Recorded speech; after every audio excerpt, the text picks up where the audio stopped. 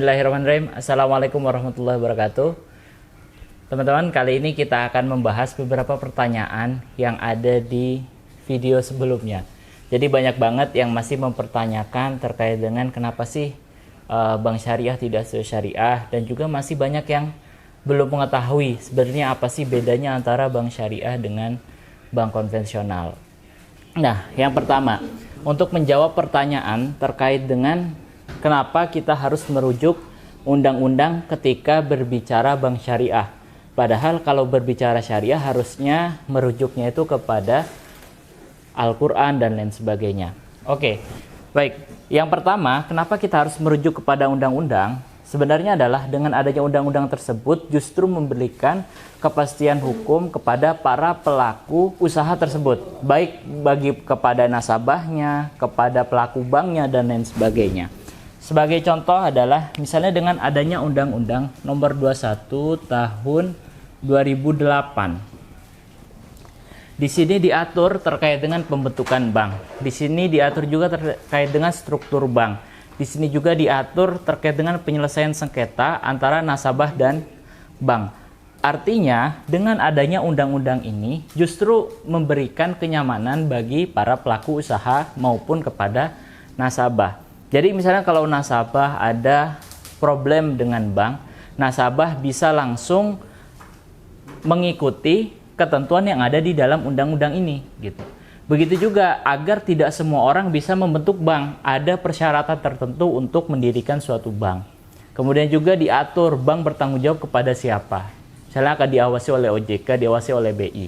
Maka membuat bank ini tidak asal-asal dalam menjalankan bisnisnya. Bayangkan kalau tidak ada undang-undang, kemudian terjadi sengketa, maka akan sulit bagi nasabah maupun bagi bank dalam rangka menyelesaikan sengketa tersebut. Jadi dengan adanya undang-undang tersebut bukan berarti kita mengabaikan ketentuan syariah, tetapi undang-undang yang diterbitkan oleh negara, diterbitkan oleh pemerintah dalam rangka memberikan kepastian hukum kepada para pelaku usaha maupun kepada user dari perbankan syariah tersebut. Nah, ketika merujuk kepada regulasi ini, tentu bukan berarti kita tidak, ataupun bukan berarti negara mengabaikan ketentuan syariah, karena ketentuan syariahnya nanti akan dirujuk kepada fatwa-fatwa yang diterbitkan oleh DSN MUI, yang mana di DSN MUI tersebut merupakan kumpulan dari para ulama, para ahli fikih, kemudian juga para akademisi praktisi di bidang ekonomi syariah, sehingga negara mengatur terkait dengan produk, terkait dengan perizinan, sedangkan prinsip-prinsip syariahnya merujuk kepada fatwa DSN. Sehingga kita tidak perlu meragukan ya, wah karena yang menerbitkan negara maka tidak sesyariah gitu, enggak. Untuk proses administratifnya diterbitkan oleh negara agar juga memberikan kepastian hukum. Namun dari sisi syariahnya maka akan diterbitkan oleh DSN MUI. Oke, jadi seperti itu ya teman-teman sekalian untuk pertanyaan yang berkaitan dengan hal ini. Kemudian sekarang kita akan menjawab terkait dengan pertanyaan yang mempertanyakan apakah bank syariah ngambil untung atau tidak. Nah, berkaitan dengan untung atau tidak, jawabannya bank syariah pasti mengambil untung. Kenapa? Ya karena memang ini adalah lembaga yang orientasinya adalah bisnis, orientasinya adalah keuntungan. Maka kita tidak perlu mempertanyakan kenapa bank ngambil untung. Ya kalau kita menanyakan bank ngambil untung, ya tidak relevan gitu teman-teman. Karena memang lembaga bisnis ya memang harus mengambil untung. Nah, hanya saja yang membedakan teman-teman sekalian, kalau bank syariah mengambil untung dengan cara yang halal. Artinya, cara-cara ataupun produk yang dijalankan oleh bank syariah itu sesuai dengan syariah, sesuai dengan prinsip-prinsip hukum Islam. Sedangkan kalau bank konvensional tidak merujuk kepada hukum Islam. Itu yang membedakan. Pertanyaannya, bank syariah juga kan ngambil untung dari uang. Tapi teman-teman harus ketahui, meskipun mirip mungkin dalam jumlah nominal maupun dari marginnya, tapi kegiatan usaha yang dilakukan bank syariah ataupun bank konvensional berbeda. Ini saya kasih contoh ya. Misalnya di bank konvensional, seseorang hendak membeli motor dengan harga 20 juta. Maka orang tersebut datang ke bank konvensional meminjam uang 20 juta. Dan bank konvensional memberi uang tersebut kepada nasabah. Oke, ada nasabah mau beli motor, nggak punya uang, maka datang ke bank konvensional. Bank konvensional ngasih uang. Tapi bank konvensional bilang, oke nasabah, saya kasih Anda 20 juta. Tapi nanti balikin ya 22 juta. Maka di sini bank konvensional mendapatkan keuntungan 2 juta.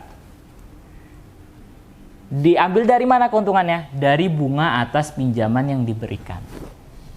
Nah, berdasarkan ketentuan kaidah kullu qardin jarra naf'an fahuwa riba, maka 2 juta ini adalah riba, tidak boleh diakui sebagai pendapatan. Kenapa? Karena yang dipinjemin uang, kalau meminjamkan uang kategorinya adalah qard.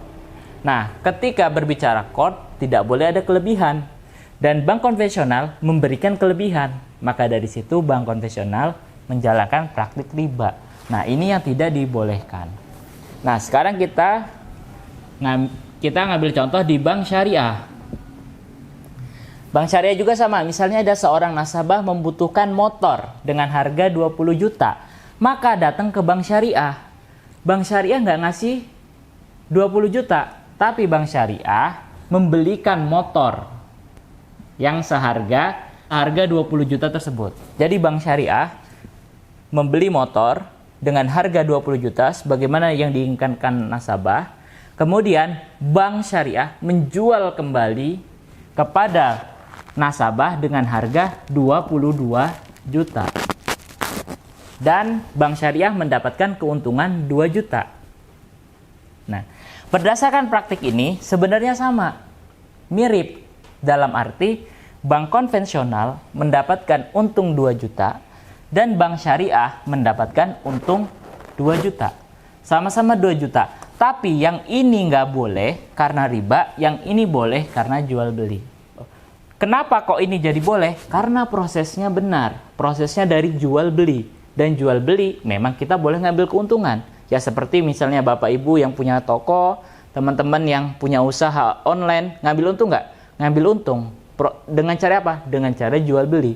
Maka ngambil untung dari jual beli boleh. Nah, sedangkan di bank konvensional itu bukan jual beli, tapi memberikan utang. Nah, maka dari situ sekali lagi kami katakan yang dilakukan oleh bank konvensional karena ngambil untung dari utang piutang menjadi tidak boleh, sedangkan bank syariah boleh karena mengambil untung dari proses jual beli. Kita tidak perlu mempertanyakan, loh bank syariah gimana cara ngegaji karyawan, bank syariah gimana biar survive? Yes, mereka bisa survive, mereka bisa menggaji karyawan, mereka bisa untung karena ada kegiatan-kegiatan yang menghasilkan keuntungan. Tapi kegiatan tersebut, kegiatan yang dibolehkan menurut syariah, menurut hukum Islam, menurut ajaran Islam. Yang diantaranya adalah melakukan jual beli. Oke, nah tapi kan mirip-mirip. Ya mirip bukan berarti sama. Bukan hanya orang sekarang yang bilang riba dan jual beli itu mirip. Dari zaman dulu, kita bisa lihat di dalam surah Al-Baqarah yang mengatakan bahwa orang jahiliyah memang dari dulu bilang, innamal bai'u mislu riba. Jadi mereka bilang gitu, sesungguhnya jual beli itu mirip riba, kata orang jahiliyah. Kata orang-orang dari zaman Rasulullah saat itu. Udah bilang seperti itu, udah bilang mirip. Tapi apa kata Allah? Wa ahallallahul bai'a wa harramar riba. Tapi kata Allah, Allah Subhanahu wa taala menghalalkan jual beli dan mengharamkan riba. Jadi kalau ada orang yang bilang mirip, ya silahkan. Tapi yang jelas di dalam Al-Quran, Allah menghalalkan jual beli dan mengharamkan riba.